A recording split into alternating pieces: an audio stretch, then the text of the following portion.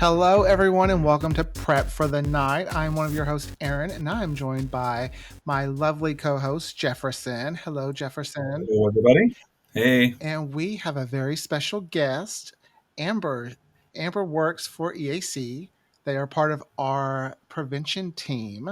Now, Amber, I can read the description that I wrote up about you, or we can just let you tell everyone what you do. So I would love to hear what you do because you put it into such fabulous words. My name is Amber. Sorry about that. And again, I'm a comprehensive prevention specialist. And so one of my main roles is PrEP navigation. So I help people get started on PrEP, do education on HIV prevention in the context of using PrEP. But then I also do the comprehensive part. My background is in harm reduction.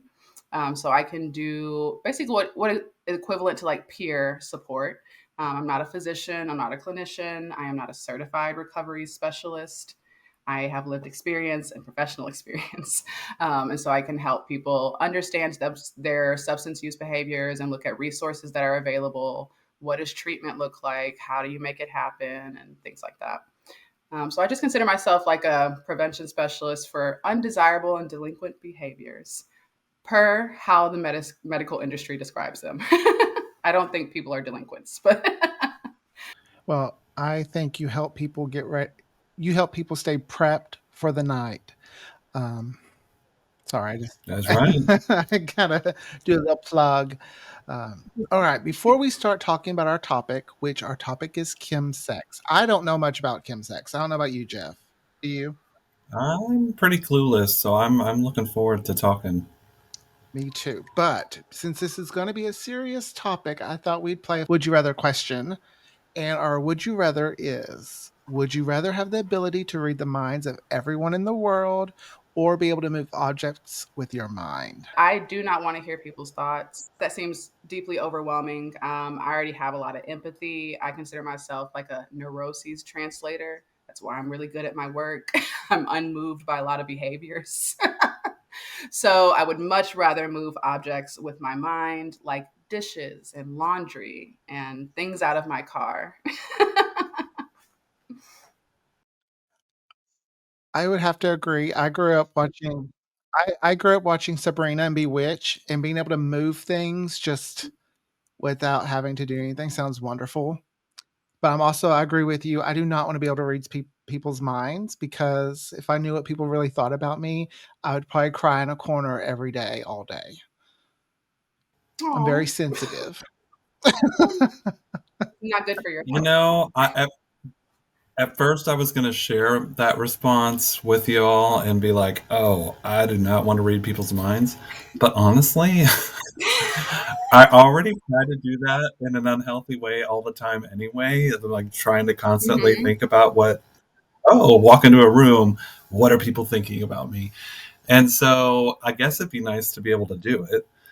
But then on the flip side, I'm kind of turning into something that I thought I would never say. I'm kind of turning into a Star Wars nerd, and the idea of like moving things with my mind and being this like fierce little Jedi Knight, like I this love is that. I don't know, No, I it love it. appeals to me. See, there's an episode of Buffy where a demon makes it where she can hear everyone's thoughts. And Uh huh. it's great at first. Mhm. She's like, ooh, she can hear it. But then she hears like Mhm. the guys like really saying sexual things about her. And she's like, oh, okay, no. But then she can hear when people are like planning crimes or planning to do harmful things. I'm just like, ooh, that's a Mhm. lot to put on yourself.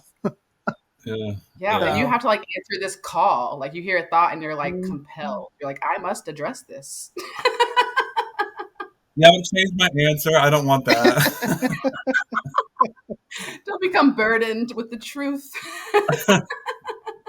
yeah, I like to be live in denial sometimes. So moving Mhm. things would be so much easier. Because there are days I'm sitting on Yeah, that just couch and embrace it occasionally. it's like, where's my phone? Oh, it's over there. It'd Mhm. be nice to be able to just move it to me. That's laziness, but Is all it right. or is it conserving your energy and ensuring your life? See, this is why I really like Healthy Amber. boundaries. Amber can turn anything into a Yes. positive. We're gonna live. That's what we're gonna do. Okay. All right. So now let's just jump right into it. First question, Amber. Define what chemsex is and explain why some people engage in it. Okay, so chemsex is an abbreviation for chemical. It's chemical sex. As someone who likes to write, that sounds weird. I would say chemically induced, maybe chemically related, but it's the very clinical term for having sex with substances involved. When we talk about chemsex specifically, it is addressing pretty specific communities within the LGBTQ community, primarily gay men, men who have sex with other men. Um, and it's talking about generally stimulant use like meth, GHB, psychedelics as well. But generally, it's not something where people are getting very sad together, right? Because people are looking to elevate the sexual experience, among other things, because, everyone's going through stuff. So, if someone does marijuana or let's say poppers, is that considered chemsex too? Yes, poppers is in the chemsex conversation. And so the reason that chemsex has kind of come to the table in this very formal medical way, is just because like we see across other areas for the LGBT community, we have increased risk due to discrimination. So lack of health access and health equity means that any health thing that happens to our group is necessarily more dangerous than to a group that has equitable access. And so it's not so much that chemsex is a gay problem or is a queer problem or is only about these very specific substances. The medical community is concerned with it because the risk is so much higher. It's disproportionate compared to what's happening otherwise. However, as a harm reductionist, I like to talk about all substance use in sex because there's a lot going on there. And because talking about drug use is so stigmatized, a lot of people don't really examine their relationship with drugs. And so just because people think cannabis is laxy and it's been here forever and it doesn't make you like commit crimes generally, that there's nothing to be said about it, but there's a lot to be said about it because there's a lot of ways to find cannabis at this point, not just in dispensaries. There's different, like Delta 9, which you can find in a gas station. You don't need a dispensary, and nobody even knows what that is. I know what it is technically, like it's a different chemical compound, but like beyond that, I don't know if it's safe. Why are we smoking gas station THC, guys? What's going on? So that's where the risk comes in. All I know about Delta 9 is, and this is the only way I know how to say is, it will fuck you up. Right. That's So what yeah, I've been told. yeah. I haven't heard good things. My own experience with it was just like immediate migraine. So I don't need to know anymore personally. Oh, maybe Yeah. it won't give me a migraine next time. Like maybe it will. Because it's gas station cannabis. So Well, it is, yeah, I haven't heard good things. I've heard migraines, throwing up. I haven't personally heard about psychosis, but I have heard about psychosis correlated to like excessive cannabis use.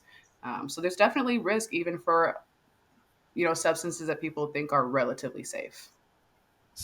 see, I don't know about Jeff, but when I think of chemsex, I'm thinking of now the harder drugs, not like Yes, marijuana or I don't know right. what the actual term of poppers is. I just Poppers. What is it? What's is it? Nitrous something? Yeah, that I just call them poppers. That's all that anyone yeah. likes to Yeah, call yeah. I just know it's usually what video head cleaner, them. Yes. and you don't even use the word popper Interesting.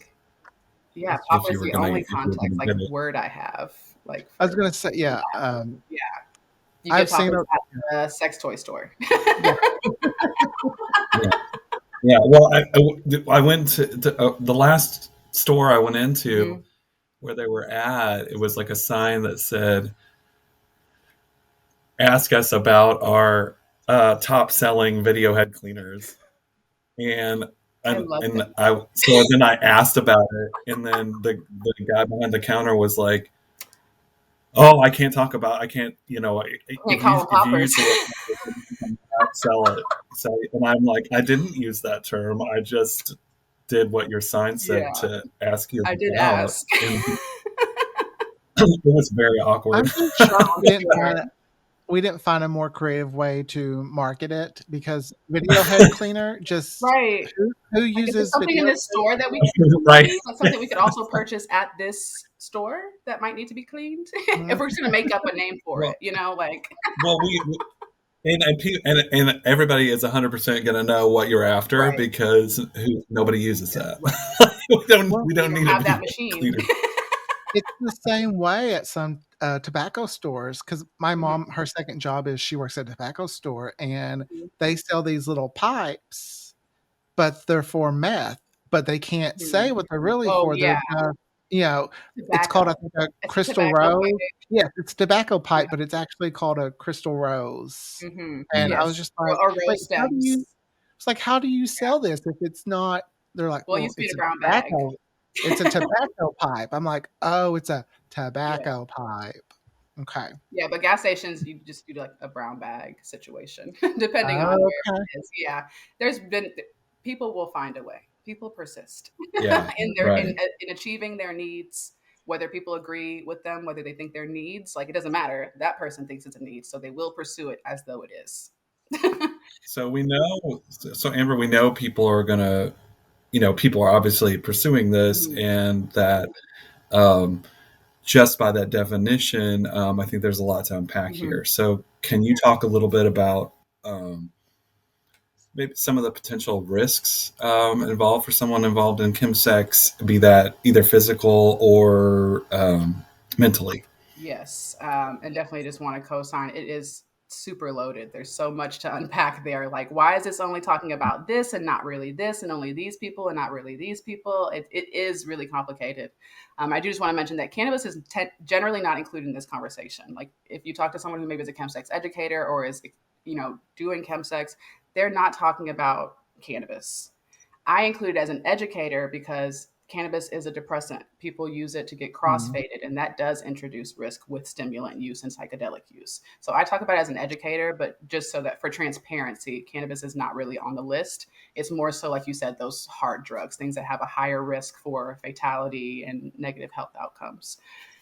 So on that topic, health and mentally and physically, so there's a lot going on.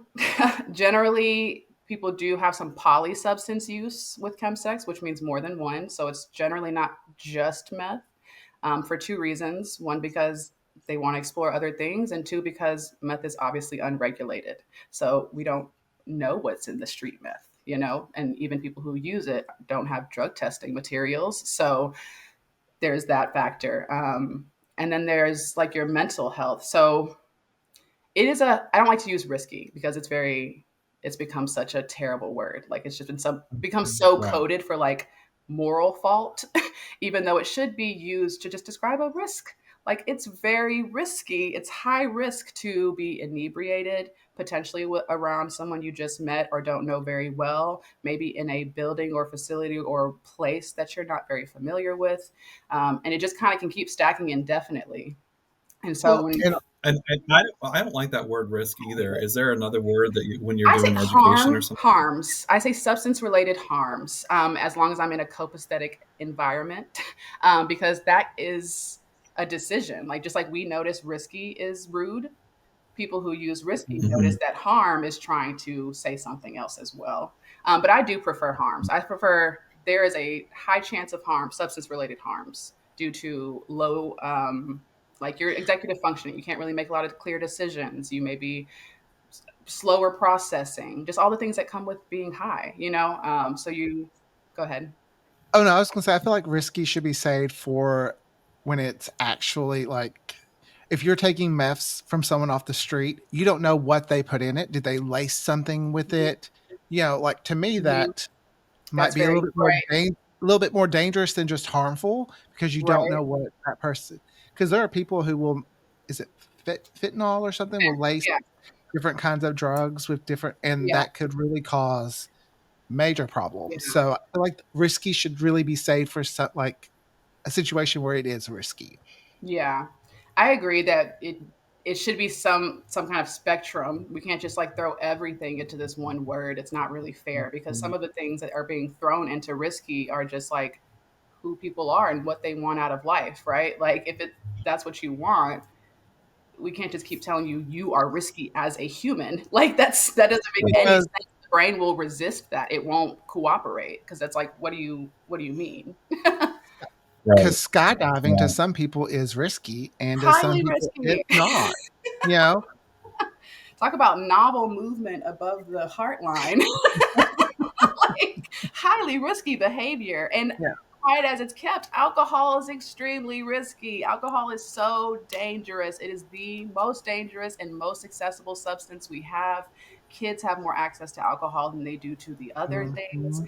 but it's become so deeply normalized. It's very normal to drink often. And we've even gotten to a point where some families choose to start it at home so they can monitor, which I'm not arguing against that. I am parent your kids, etc. But just to say that people don't think alcohol is dangerous and they don't talk about it when they talk about hard drugs, despite alcohol leading to more car crashes, leading to more death, leading to more long-term health issues, you know. And when we're talking about the community of men who have sex with men and Mhm, gay men, I mean, alcohol through his historically has been like this big like rallying thing for and bars mhm, and that whole type of thing. It's not saying that that's everyone, but it's such a big part of right. that culture. And also the Oh, societal perception, I would agree for sure. it's and very Mhm. much it's like, "Okay, I've had a bad week. I don't wanna make Mhm, decisions. Let me go get intoxicated," and then that mhm, lets me like, "Oh, well, I and did that and while I was drunk," so mhm. it gives you an and excuse. not just that that's happening, but that's people say that. I mean, like that's an acceptable Yeah, because thing it's that so people will say. accessible, it's more likely that people don't examine their relationship with it because it's considered a norm. It's considered something that's almost a staple in their visual environment. They're like, alcohol's always there. I can always go get alcohol. And so people tend to Mhm. like ignore that relationship.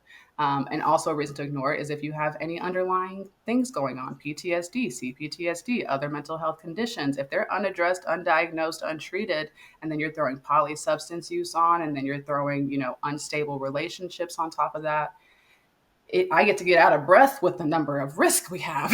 And so when we Yeah, talk about chemsex, it gets kind of exhausting because it's like, where do we start? We need so much help here, and we also don't want people to feel like it's a, because the reality is, chemsex is humanity. One, humanity has always pursued drugs for recreational purposes, to mhm. experience something else, to elevate their day to day lives. That's always been Mhm. true. There's always been something available. And so the idea that people were never having sex with drugs is kind of silly. So it's like this is what we do. Like we tend to get drunk and reproduce. you know?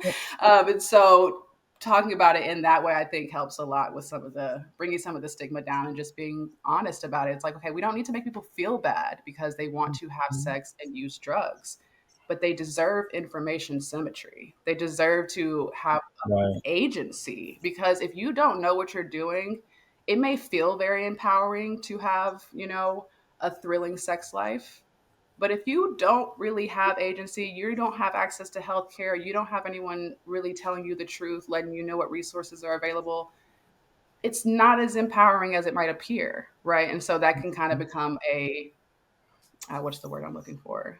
A self-soothing thing. The behaviors become self-soothing. It becomes a part of the pattern. It becomes a part of what you need. It just gets complicated in your day-to-day life when there are unexamined or unaddressed things. And then, of course, the major issue is that substance use. Many of them are addictive, so Mhm. that gets really dicey. Well, yeah, and I talk to people all the time when I used to work at a homeless center, and people would come in that wanted to support the shelter, but then they would say things like, "Well, why are these people, on these? Why do they? I just can't deal with the drugs." And one thing that I saw over and over again was undiagnosed or people that didn't have access to mental health medications, treatment, and they were dealing with crazy stuff. I mean, literally dealing with voices in their head that they had to try to decipher through. And one of the biggest points for me where I finally it clicked for me and I understood was we did the while I was working there, we did training to and they had us put on headphones, and we experienced the voices of what someone might have experienced when they are having like a schizophrenic episode. And it was crazy. I mean, like it for someone who has trouble multitasking anyway, with all those voices coming in, and then the exercise was you had these headphones and you had all these voices, happening in the headphones, and then you had someone standing right in front of you trying to ID, converse please. with you. Yep. And, I mean, I couldn't. I just couldn't. I couldn't make out Wow. what they were saying, and finally, I just got so frustrated that I like started shaking. It was Hmm. and I like, oh my gosh, I totally understand and get it. Like why you would want that to stop and why you do whatever you can to get that to stop, and Right. including whatever medications you've got access to. Right, for sure. And something I think is really important to this conversation, and Jeff kind of touched on it, is just that a lot of people, particularly unhoused people who are actively addicted to illicit substances, started in some realm of self medication, either for chronic pain. There's a lot of veterans out there with serious chronic Mm, pain who don't have ways to get to the VA regularly, who have to deal with the bureaucracy of the VA while having very little paperwork, very little stability, no shower, and something that really allows me to keep my boundaries and my compassion is recognizing that I cannot follow every single person in my community, sit on their shoulder, and ensure they make the right decision every single time for time eternity. These are human beings who want agency, want to belong, and do not want to be in a long term abusive relationship with crack cocaine. They don't want it. They don't get up and do it because it's extremely fun and joyful and brings them a ton of peace and contentment. Like, it's addiction at some point. It crosses over into, if I don't, I could die.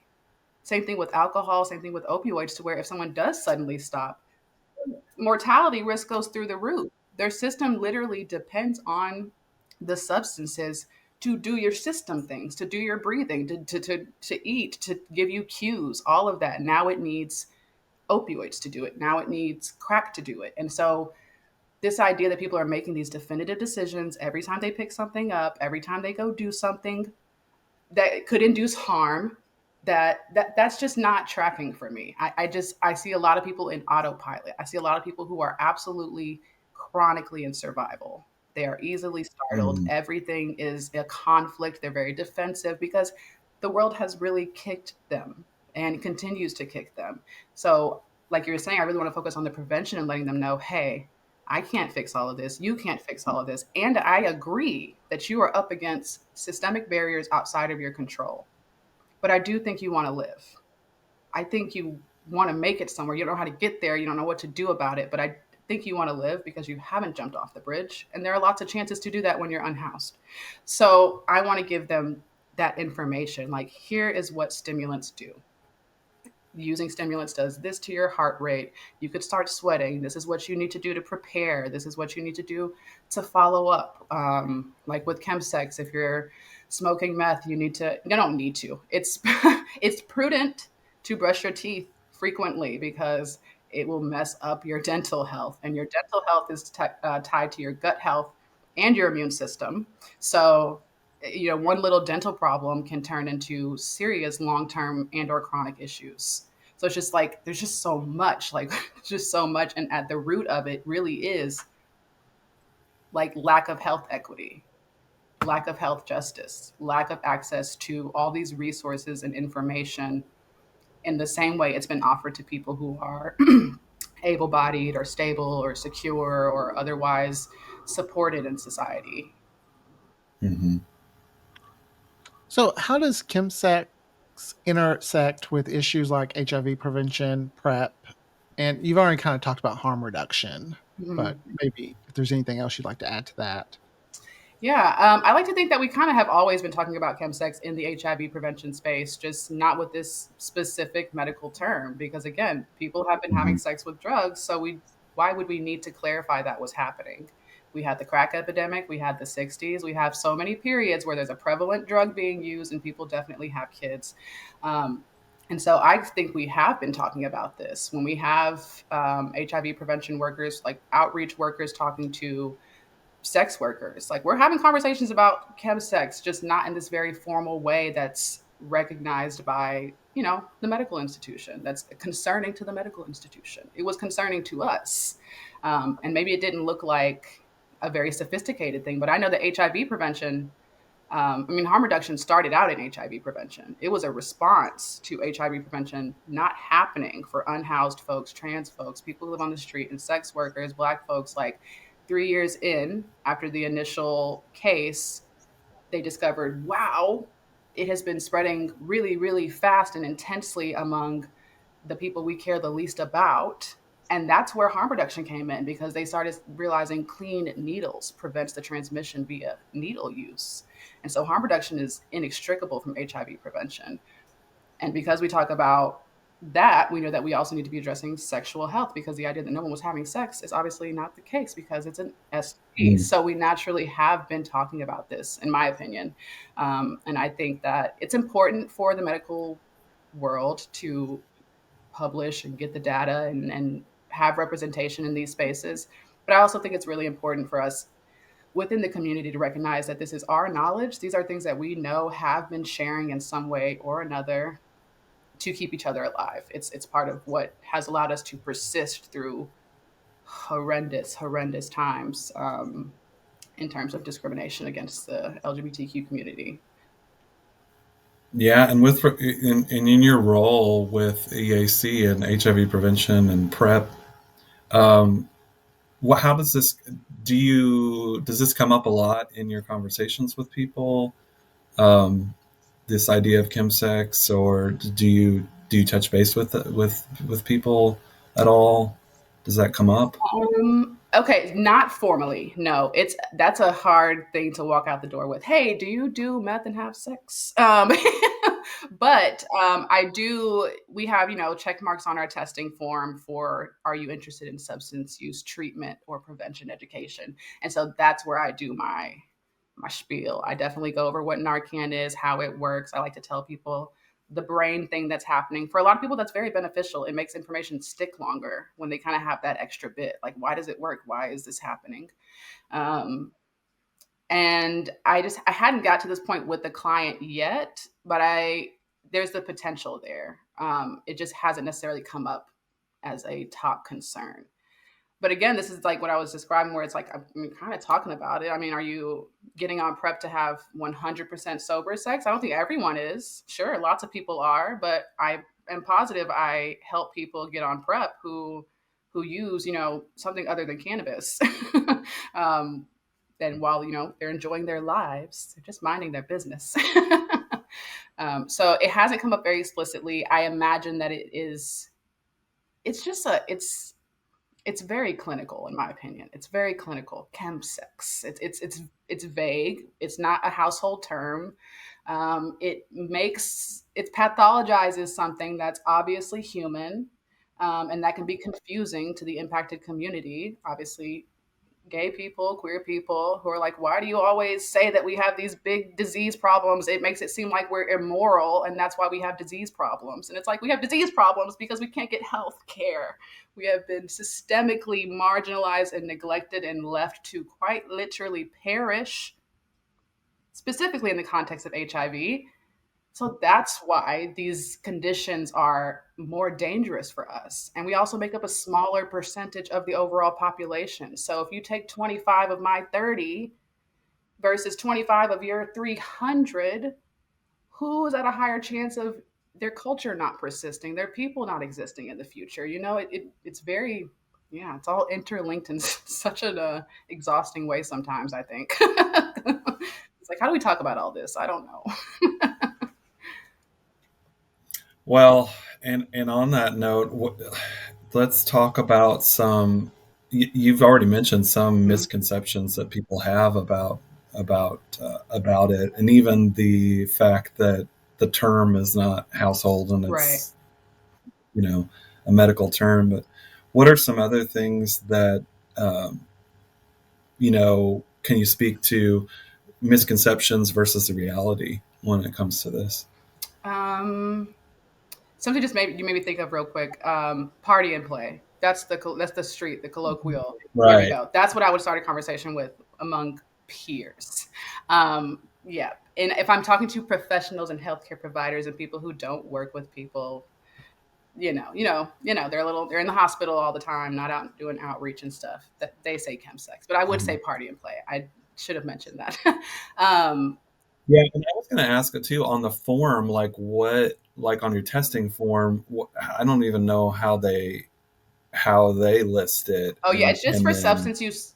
It's under the lens of treatment. So if there's a mm, referral or a conversation happening, it's to the effect of giving information about treatment because the current right model is that you need to fix that. You need to stop. You need to go do that. But something that EAC has is me, so I can also have a conversation with someone to help them evaluate their relationship with it.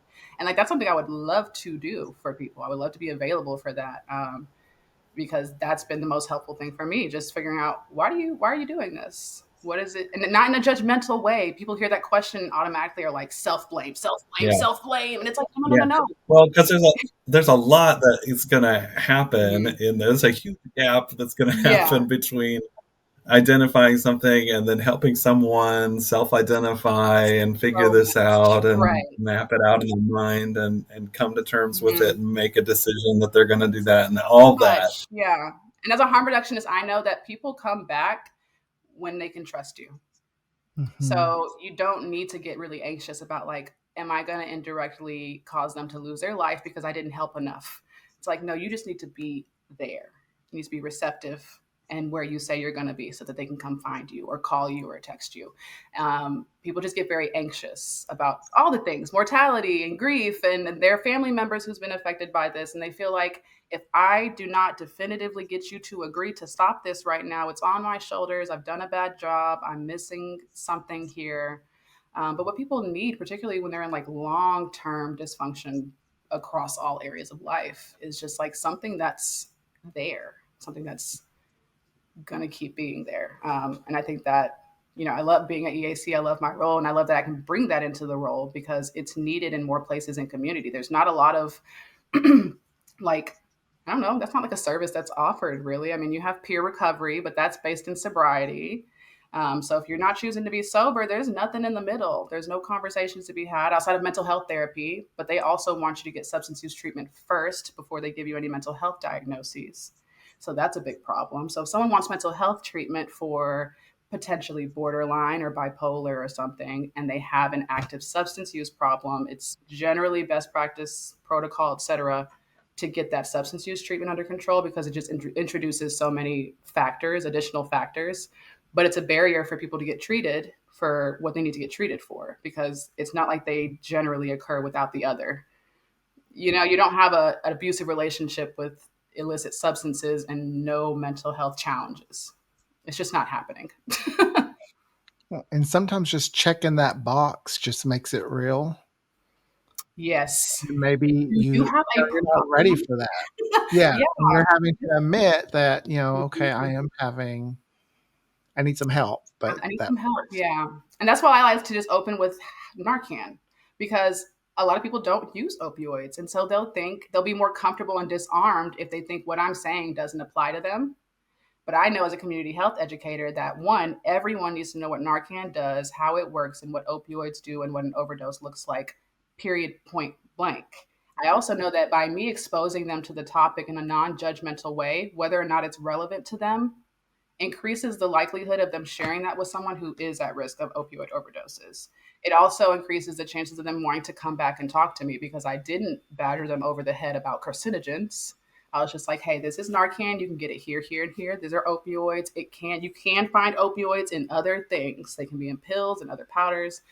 And so I try to just offer people that because that gives them agency. They walk away now knowing they can see an overdose and respond to an overdose, and that's empowering, especially if you have substance use like challenges and addiction challenges. It can feel very empowering to know that you can go make an impact. You are making an impact by knowing these things, by taking the Narcan with you. And so that's kind of what I'm in right now, as far as like figuring out what this looks like, for how this might look in the future or how we can help people additionally. Right now, it's looking like Narcan education, overdose recognition, and then, hey, are you interested in treatment? Do you know about treatment for disorders? And so I may give them a little like 3 or 4 sentence overview of what treatment looks like, because that's a big, scary thing. People don't know what is treatment. What do you mean substance use treatment? So I might go over like, okay, there's opioid use disorder, alcohol use disorder, narcotic use disorder,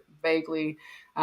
We have meth use disorder and cocaine use disorder, but those two don't have pharmaceutical options for treatment. So I'll just go over that with them. So like they just have more information that they otherwise would have to like make an appointment with someone they trust, get to a point in the conversation where it was relevant. How else would someone know that information? So I try to give them that kind of information to help set the tone for them to come back.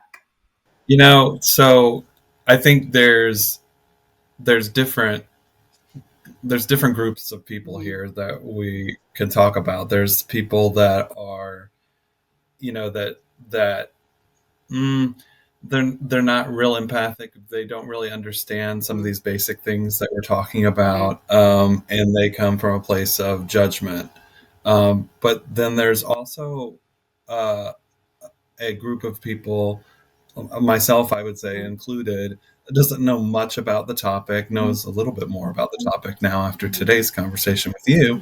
Mm-hmm. But what would you say to someone like me that wants to help create a non-judgmental opportunities for non-judgmental conversation, to Mm-hmm. understand more, to prioritize people's health and well-being?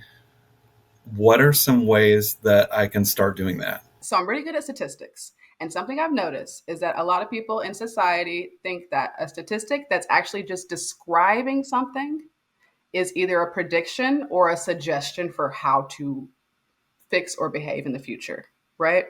So the statistics that we see as a society in community on what's happening to our community, they're describing what's happening to our community under a specific set of circumstances. They are not describing that there is something innately immoral or wrong with the population being looked at. It's saying this is what's happening under these circumstances. So, how that correlates to being non judgmental is recognizing that those stats are just describing oppression, right? Like, so the same thing can be applied to other populations, people who use drugs, people who are incarcerated, right? So those stats are describing their conditions in a set of circumstances. It's not describing what will become of them for all of eternity. It's not who they ultimately are as people. It's not who they have to be.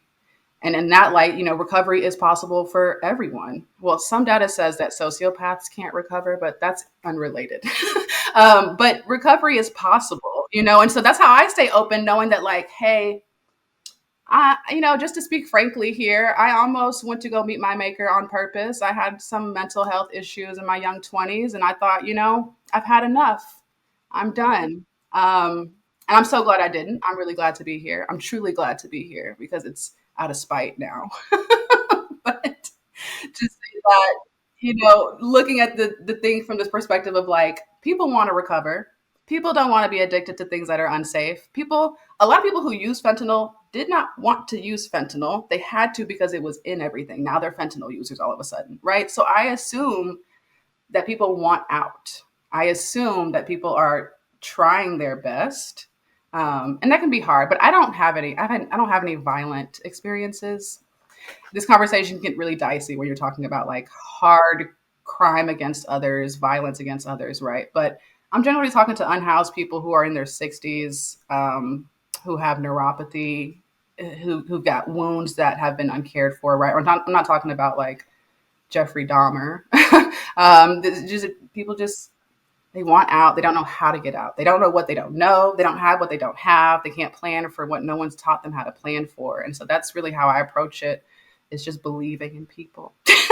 Like, I believe in you and I believe you're here for a reason, I can totally relate to some of it because, like, I have a lot of sexual trauma in my past, and I know that any time that I have been on, most times that I have been on a substance during sex, it's been to kind of shut that noise and those voices of past experiences out, so that I can hopefully have a pleasurable experience. And so I can definitely relate to others of wanting that control back and wanting to do that. But I also can relate to, at times I don't want to go back there mentally in those experiences. And so I know also about, like, earlier when you were talking about, like, a lot of people just haven't looked at this, or really thought about how they feel about this, or really thought about their experiences related to it.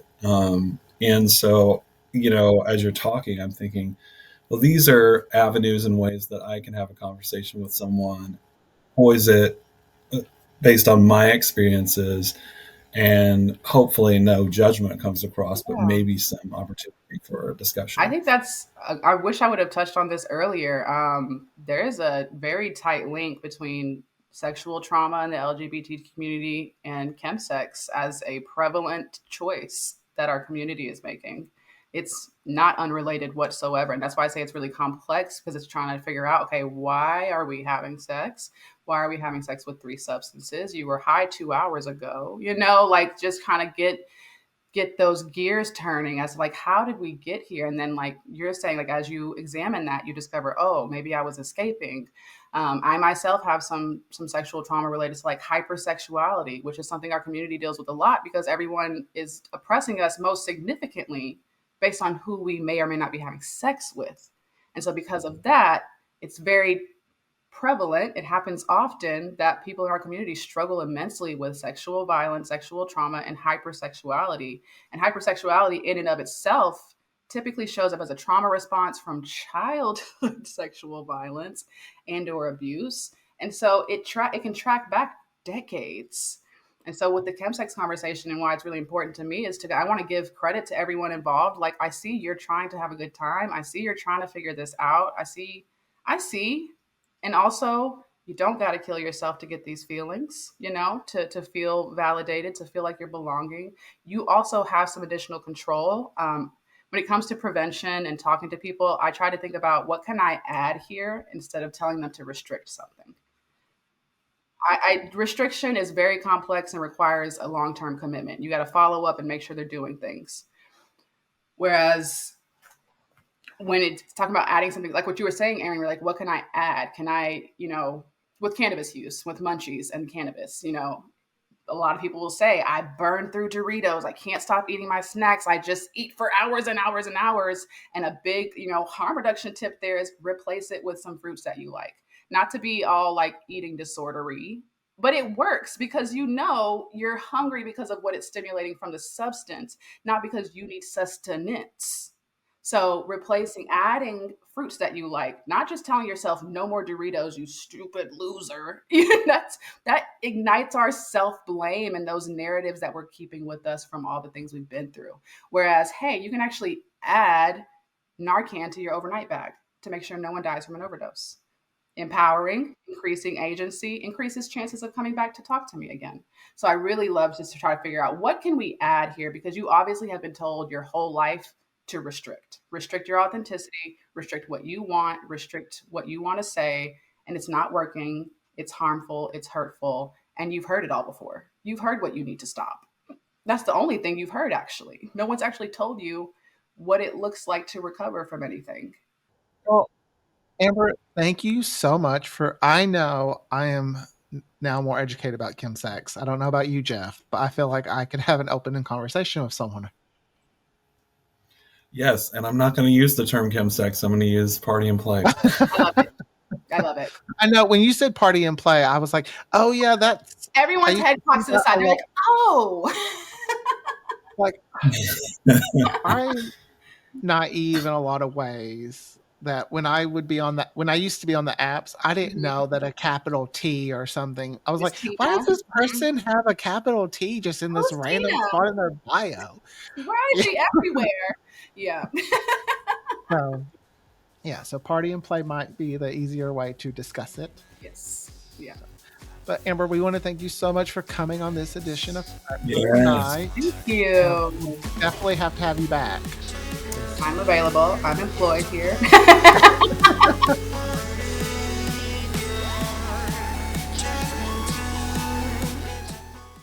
Prep for the Night podcast is produced by engaging Arkansas communities to engage audiences in HIV prevention and education. Since HIV is contracted primarily through sex or by sharing needles, conversations on the podcast often address adult-themed topics which may not be appropriate for younger audiences. Views and opinions expressed in Prep for the Night, including any reference to specific commercial products, manufacturers, companies, or trademarks, does not constitute endorsement or recommendation by engaging Arkansas communities, the U.S. government, the Arkansas Department of Health, or the Center for Disease Control Prevention. This podcast is for informational purposes only and is not intended as a substitute for professional medical advice. Always consult with a licensed healthcare provider for guidance on sexual health and related topics.